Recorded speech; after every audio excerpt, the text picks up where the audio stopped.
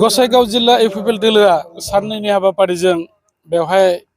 conference खुंनो लादों आरो बे कनफारेन्सनि दिनै गेवलां मेल आरो बे मेलनि गेजेरजों जोङो बिटिआर सरकार आथिखालाव प्रमद बर' बिथांनि दैदेननाय जे बिटिआर सरकार बे सरकारा आथिखालाव जोंनि बे ओनसोलनि जौगानायनि थाखाय मा हाबाफारि लादों जों रायजोफोरनो मिथिहोदों आरो थारैनो नोंथांमोना मिथिगौ जे दिनैनि समा मोनसे मोजां सान्थि परिबेस फैदों आरो बिटिआर एकर्डनि गेजेरजों जोंनि बे ओनसोलखौ आरोबाव रासिन जौगाहोनांगौनि थाखाय जोङो जे दफायाव जेखौ जौगानायनि हाबाफारि हिसाबै मोननो हादों बे हाबाफारिफ्रा दिनै जागासिनो दङ गतिके जों बेफोरखौ फोरमायदों आरो जोङो इउपिपिएल दोलोआ साधारन रायजोफोरनि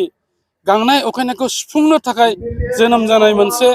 दोल आरो बे दोलोआ रायजोफोरजों थाफानानै जों खामानि मावगोन आरो रायजोफोरनि अननाय आरो रायजोफोरनि जोंखौ अनसायनाय मोननानै जों दिनै सरकाराव फैनो हादों आरो जोंनाव मोनसे गेदेरथार फोथारनाय दं जे जोङो बे ओनसोलाव गोबां सम रायजोफोरनि अननायनि गेजेरजों जों सासन खालामनो मोनसे सुबिदाखौ मोनगोन खारन रायजोफ्रा नागिरदों गोबाव समनिफ्रायनो बिथांमोना साननाय दंमोन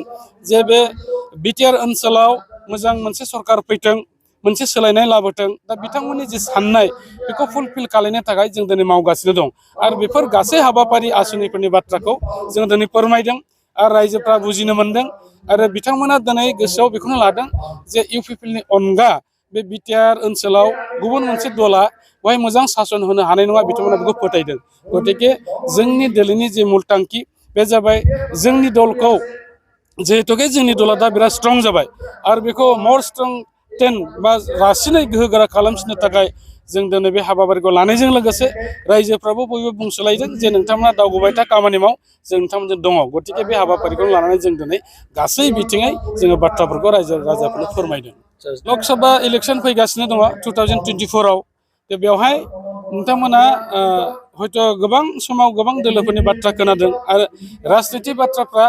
बा राजनिति फोथाराव जायफ्रा ओंखारगोन बा दोलोफ्राव दङ बिथांमोनहा गावबा गावनि बाथ्राखौ बुंगोन नाथाय जोंनि बेलायाव जों बेखौनो होनगोन जों दिनै स्टेटआवबो मोनसे अंशदार सरकार आरो लोगोसेयै जोङो बिटिआरआवहाय जोंनि दोलोआनो बेवहाय मेजर रल लानानै गुबुन दोलोफोरजों जों मोनसे सरकार सालायगासिनो दङ गतिके बे क'क्राझार बियाबाव लकसभा समस्तियाव जोंखौ फेजेननो हानाय रोखोमै खुनु मोनसे दोल दिनैनि थारिखआव गैया जों बेखौ बुंगोन आरो जोङो मोजां थारैनो बेखौ देरहानो हागोन आरो फैबाय थानाय समानो बधय साफ्रोमनोबो बेखौ दिन्थिगोन जे थारैनो इउपिपिएल दोलोआ बे क'क्राझार लकसभा समस्तिखौ बिथांमोना गोरलैयैनो देरहानो हाबाय होननानै आरो बेखौ जों बेखौनो बुंनो हादों रायजो राजाफोरनि अनसायनाय रायजो राजाफोरनि हेफाजाब मददजों जों बेखौ निस्सय जों लाखिनो हागोन आरो जों लाखिथारगोन बे जोंनाव फोथायनाय दङ आरो बेखौ जोङो दिनैनो फोसावनो हायो जे जेखि दोल फैया मानो बिथांमोना जोंजों कम्पिट खालामनो हानाय गोहो रावनावबो गैया होननानै इउपिपिएल दोलो हिसाबै